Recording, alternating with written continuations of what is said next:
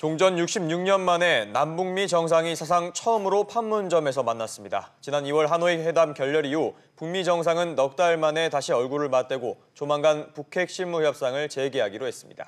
트럼프 대통령은 우리 기업 총수들을 만나 미국에 대한 투자를 늘려달라고 요청하기도 했는데요. 숨가빴던 트럼프 대통령의 이번 한국 방문 되짚어보겠습니다. 류정훈 기자 나와 있습니다.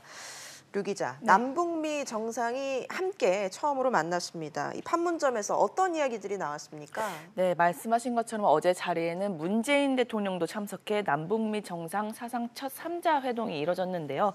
트럼프 대통령은 김 위원장과의 회담에 앞서 판문점 군사분계선에서 만나서 악수를 나눈 뒤 북측으로 넘어가 기념 촬영을 하는 등 깜짝 월경을 했습니다.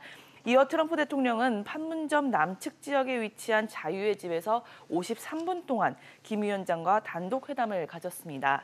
어제 회동에서 북미 양측은 북한의 비핵화 합의를 도출하기 위해 실무 협상을 재개하기로 했습니다.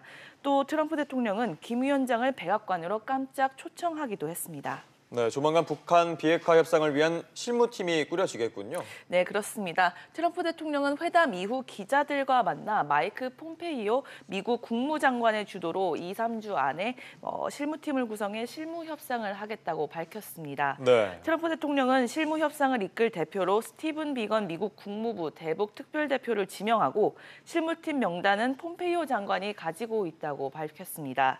새로운 실무팀을 꾸리는 이유에 대해서 트럼프 대통령은 과거 상대보다 새로운 상대와 더 좋은 대화가 이뤄질 것이라고 설명했는데요. 이번 회동을 통해 북한도 대미 협상팀이 하노이 회담을 주도했던 기존 김영철과 김혁철 대신 리용호와 최선희 등 외무성 중심으로 개편된 것으로 확인됐습니다. 네, 트럼프 대통령이 국내 기업 총수들을 만나기도 했는데 여기서는 어떤 얘기들이 나왔습니까? 네, 트럼프 대통령은 기업 총수들과 주로 투자 이야기를 나눴는데요. 어제 기업인 간담회에서는 이재용 삼성전자 부회장을 비롯해 정의선 현대차그룹 수석 부회장, 최태원 SK그룹 회장, 손경식 CJ그룹 회장 등이 참석했습니다.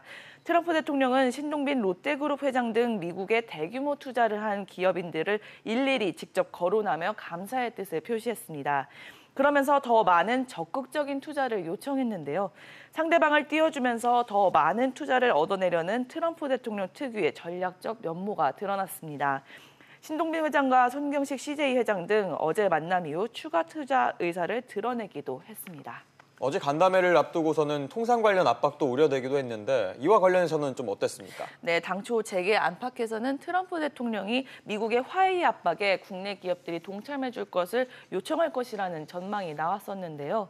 예상과 다르게 트럼프 대통령은 이와 관련된 발언은 하지 않았습니다. 네. 일각에선 일본 오사카에서 열린 G20 정상회의에서 미중 무역 협상 재개 합의가 이뤄진 것 때문에 발언 수위가 낮아진 것 아니냐는 분석이 나옵니다.